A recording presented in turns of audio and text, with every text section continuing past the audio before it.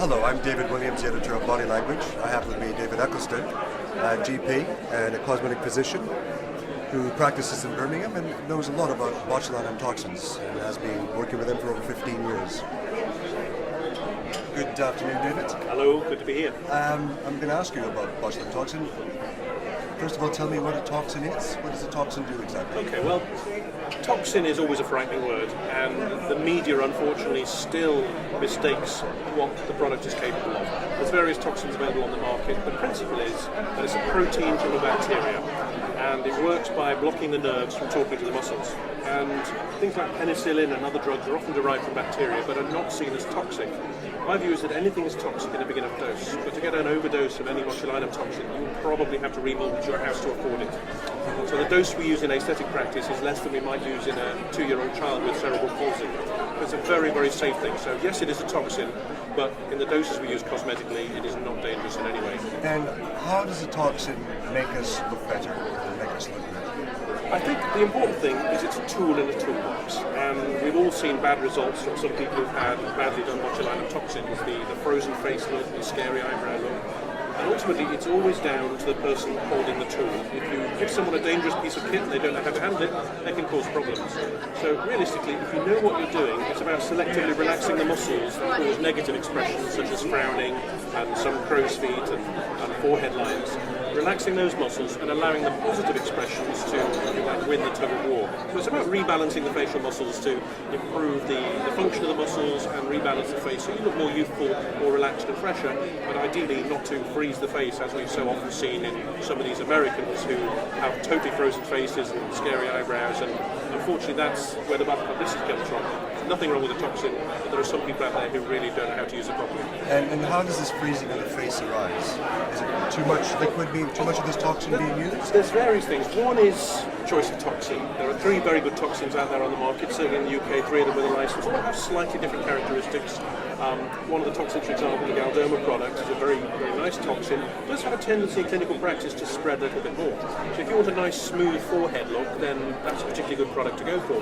But if you want a more precise result, like you might need in the lower face where you don't want to have diffusion into other muscles, you might use a different toxin for that, such as Botox or Xeomin.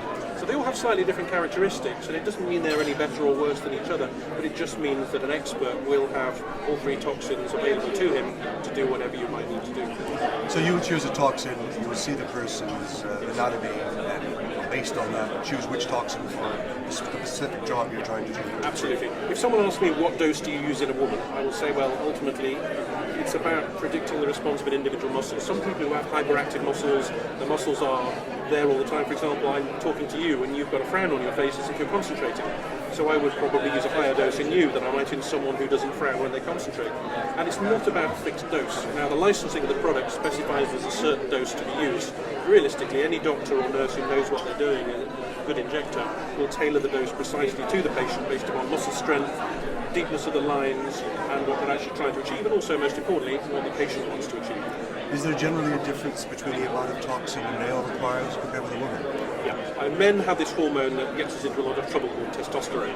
And testosterone actually bulks up the muscles. You see these bodybuilders like Arnold Schwarzenegger historically used to have testosterone injections to bulk up the muscles. So a bigger muscle will require more relaxation. So for example, in a female frown, I might use maybe 20 or 25 units of, say, Botox. In a male patient, I would use probably 40, 50, maybe anything up to 80, depending on how severe the frown lines were and how powerful the muscles were. So bigger doses generally in most men.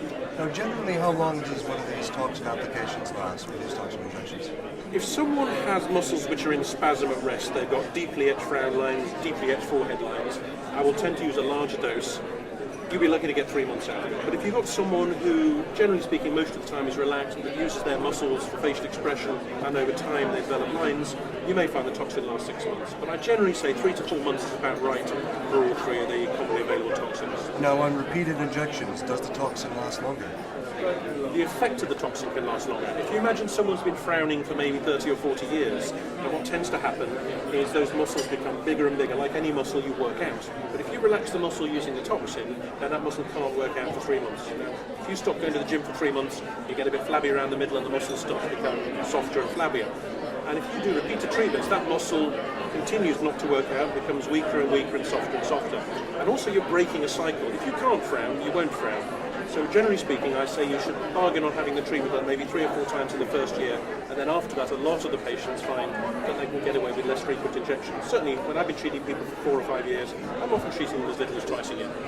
And lastly, where is the future of toxins heading?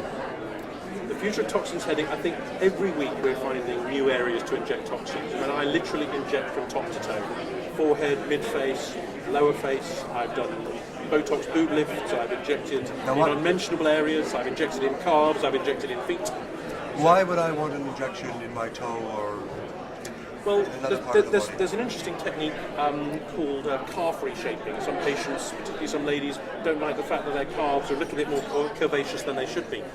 Some ladies, unfortunately, have what we call rugby players' calves, and judicious use of the toxin in the fattest part of the calf can slim down that muscle and give them a more shapely calf. Well, thank you very much for joining us. It's been my pleasure.